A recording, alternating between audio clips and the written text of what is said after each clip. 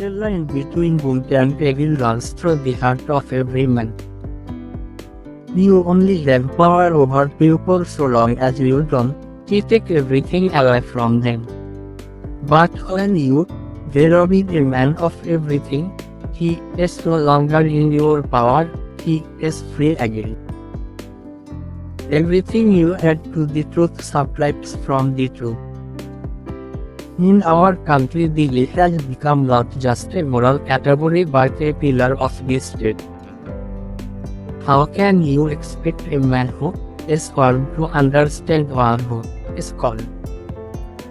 A state of war only serves as an excuse for domestic tyranny. It is not disuse the truth, it's too difficult to see that we make mistakes.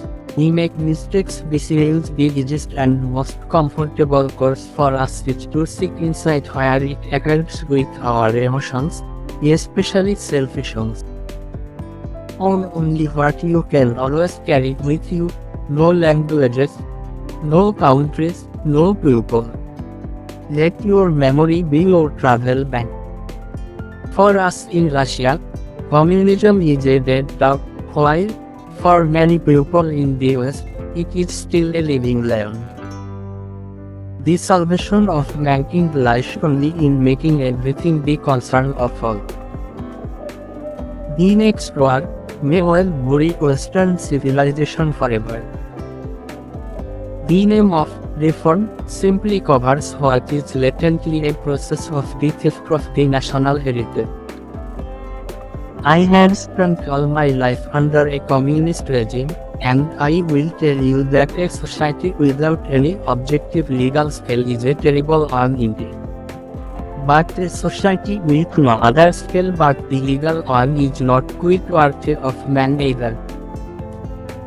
Of course, God is endlessly multi-dimensional, so every religion that exists on earth represents some phase, some side of God. This sole substitute for an experience which we have not ourselves lived through is art and literature. Violence can only be concealed by a lie, and the lie can only be maintained by violence. Talent is always conscious of its own abundance, and does not object to shine. It is time in the West to defend not so much human rights as human obligation. Not everything has a name. Some things lead us into a realm beyond world. For a country to have a great writer is like having a second government. That is why no regime has ever loved great writers, only minerals. Justice is conscience, not a personal conscience but the conscience of the whole of humanity. Those who clearly recognize the voice of their own conscience usually recognize also the voice of justice. For us in Russia, communism is a dead dog. For many people in the West, it is still a living lion. Or to that nation whose literature is cut short by the intrusion of force. This is not merely interference with freedom of the press but the sealing up of a nation, its heart, the excision of its memory. Blow the dust of the clock. Your watches are behind the times.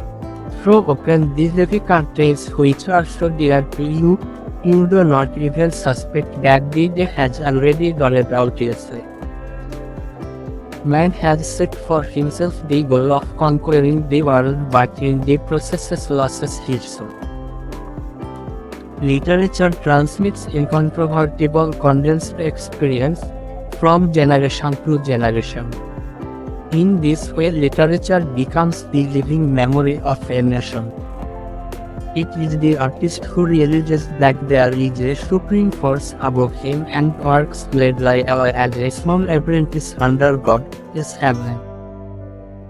Human beings build in many situations, even important and spiritual and central ones, as long as it prolongs one's well-being.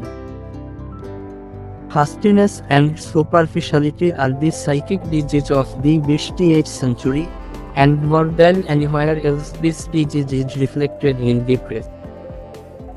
Religion always remains higher than everyday life.